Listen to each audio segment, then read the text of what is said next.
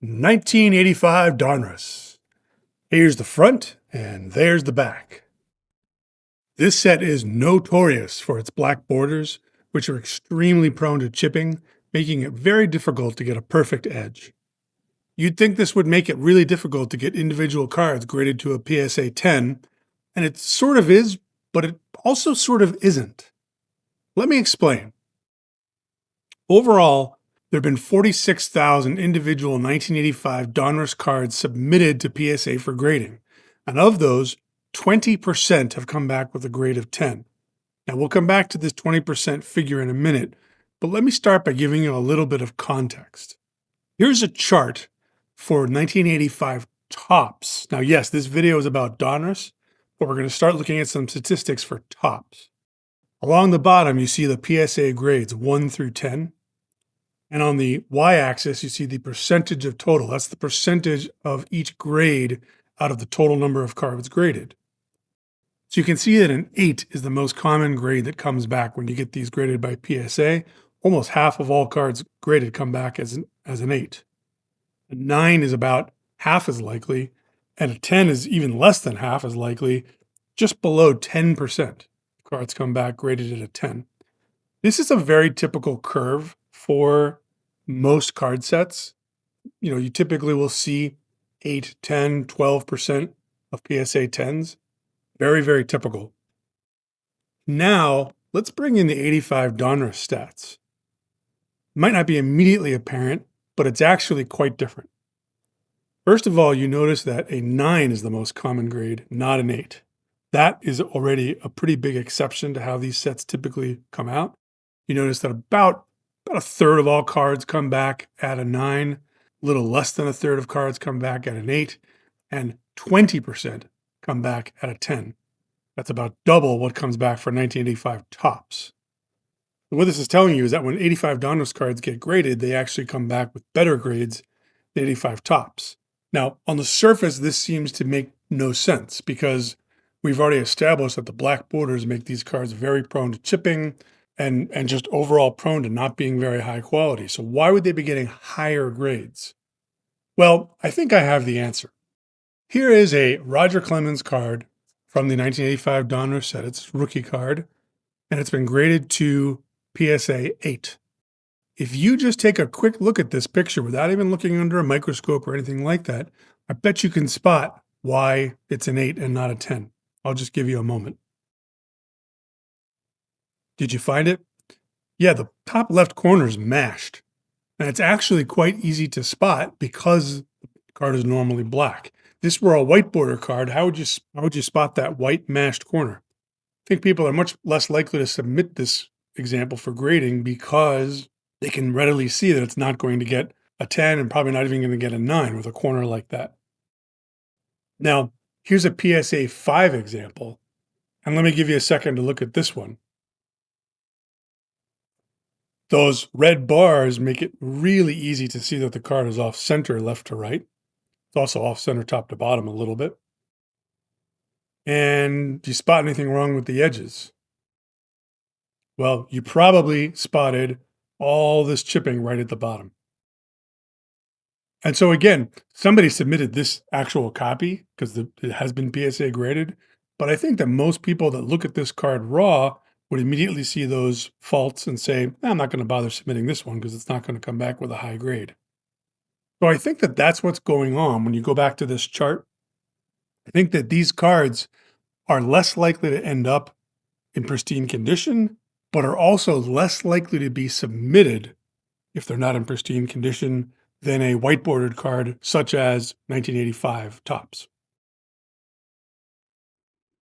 All right, let's crack into our countdown. So these are going to be the top 30 most popular cards from the 1985 Donruss set. And the way I've determined most popular is by which ones have the most auction sales. Not a perfect way of determining that list, but it does seem more accurate than many other ways of doing these countdowns because there are weird effects if cards are very, very rare.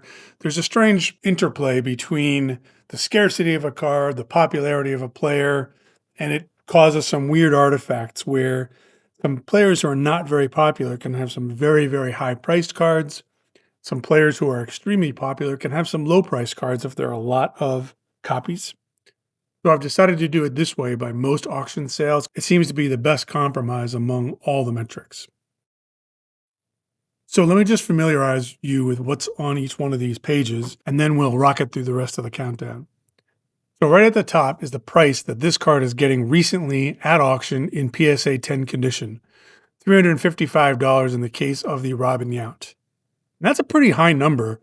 It's higher than some other numbers we're going to see coming up on this countdown, in part because there are only 15 copies that have gotten a grade of PSA 10. And that's out of 191 total copies of this card that have been submitted. That's just 8%. And like I mentioned, there have been 43 auction results for this card, and that's all grades, not just PSA 10.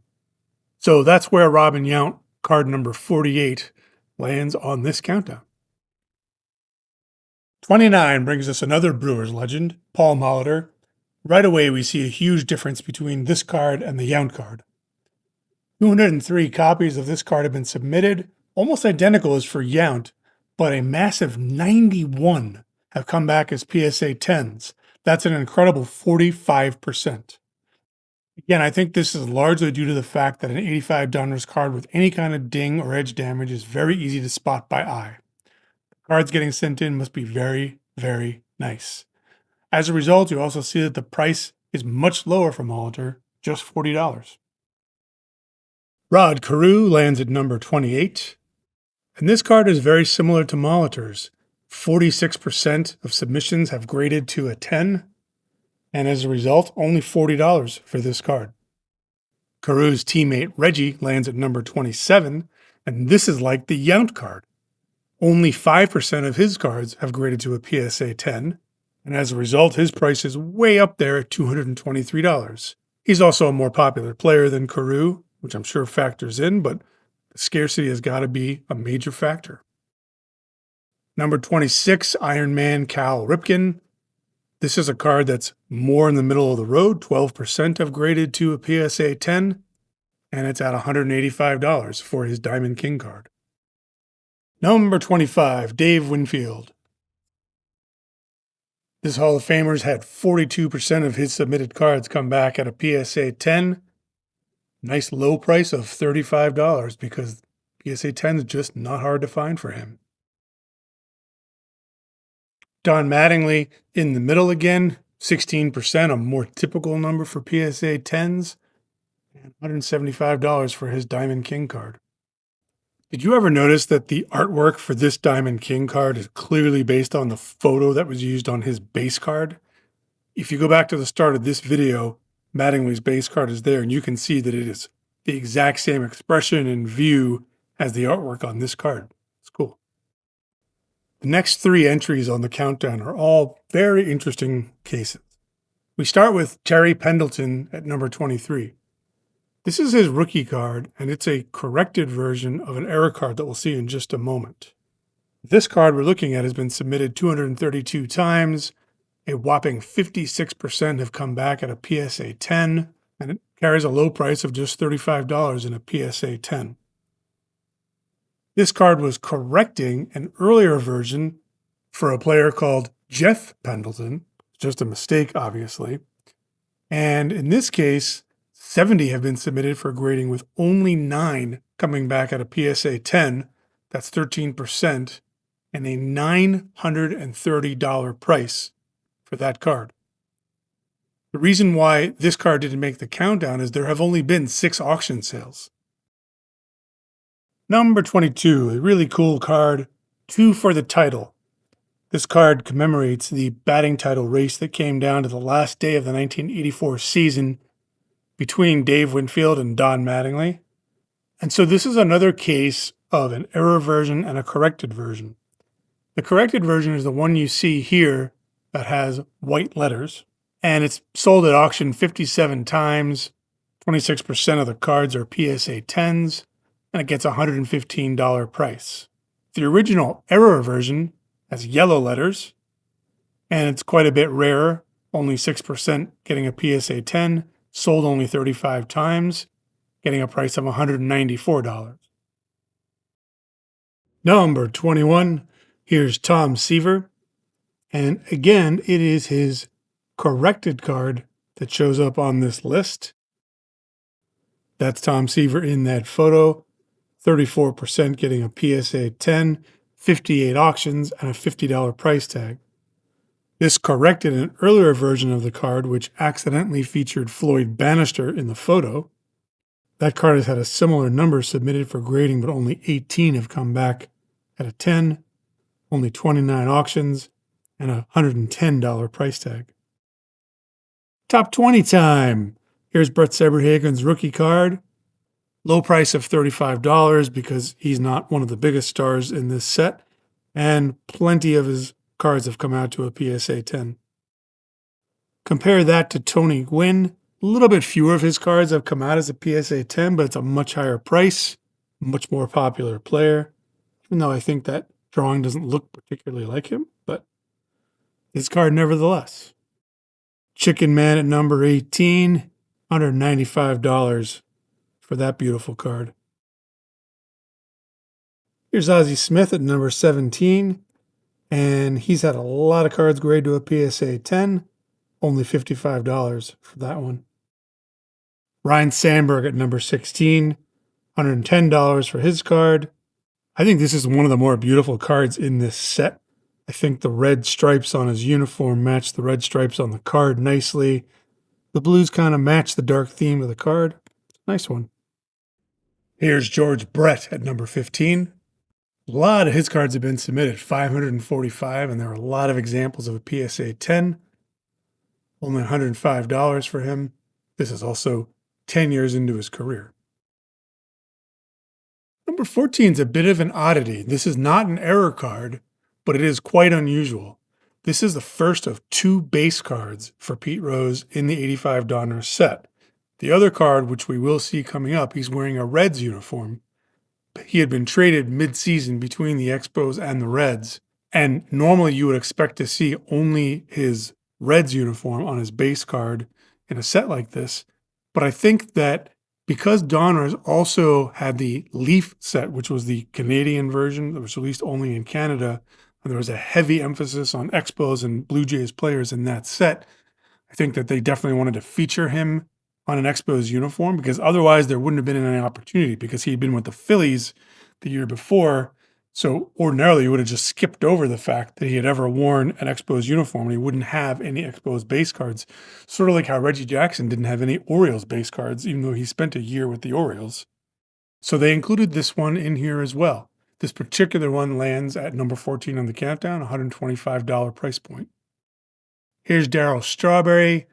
Number of auctions is creeping up here, 118 for him, $75 for this card. Number 12 brings us Mike Schmidt, representing the Hair Club for men. This card has over 500 submissions and a huge 41% getting a PSA 10, only a $55 price tag as a result. Looking good, Mike. As promised, here's Pete Rose's other base card at number 11. Again, I can't stress how unusual it is for one player to have 2 base cards in the same set. It's not unusual for a player to have more than one card, but usually that second card is an all-star card, a highlight card, or celebrating some milestone, or an appearance with a teammate, or something else. Just to have 2 regular base cards, quite unusual. His second card only getting $75, a little bit less than what his Expos card was getting. Breaking into the top 10, here's Orel Hershiser's rookie card. Highly sought after, especially after his 1988 Cy Young win and World Championship. $190 for a card that's fairly hard to get in PSA 10. And now here's Cal Ripken's base card at number 9. Over 1,000 submissions. First card that we've seen with that many. And you can see the number of auction sales is still going up. I mean, it's always going to go up on this countdown, but now it's starting to get a little bit high, approaching 150 sales. So still $100 for this Ripken card. Now here's Rickey Henderson. This is just his 4th year card. And even though there are 201 PSA 10 examples, still getting $240. He's just a very collectible player, always in high demand. Just looks good on all of his cards too. And here's Tony Gwynn's base card, grabbing $230. I love that photo. I'm not sure whether he is squaring down to bunt, or whether he's maybe taking a pitch and he's actually sliding his hand back up the bat after the pitch has passed by. But given that he's looking so intently at the pitcher, I'm guessing he's squaring up to bunt. It's just a different kind of cool action photo. The Ryne Express steams into number 6. Lots and lots of his cards have been submitted, over 1,800. And with a pretty low rate of PSA 10s, it's going for a high price, $530. That is one of the highest prices we're going to see on this countdown. Top 5 time, and here's that Don Mattingly card again. Such a collectible player. His cards are always in demand, 300 auction sales, and a $200 recent price tag for this card in a PSA 10. All right, the top 4 are the big 4 rookie cards in this set.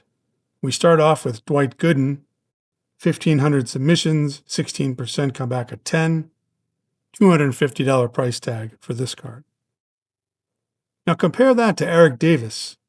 Similar number of submissions, 1,600 in this case, 32% come back at a 10, so that's double the rate of Gooden, and the price is about half the price of Gooden's card, down at only $110. Also the fact that Davis is probably a slightly less popular player than Dwight Gooden. All right, the big 2 now. Here's Kirby Puckett coming in at number 2. Notice his number of auction sales, 1,145. That is the biggest number we've seen by far to this point. His PSA 10 card is pretty rare, and it's fetching a price of $435. Number 1 is, of course, Roger Clemens' rookie card. We've seen a couple examples of it already in this countdown. One thing I want you to notice is the number of submissions here, 11,249. By far the card that has been submitted the most from this set. In fact, you remember there have been 46,000 total submissions, which means about 1 out of every 4 submissions is this Roger Clemens card. Way more than anybody else. 6% have graded out to a 10, $357 price tag for this guy. There you have it, everybody. Thanks for watching. Hope you enjoyed this look at 85 Donruss. Would really appreciate if you hit like on this video. Subscribe for more. Have a great rest of your day and see you soon.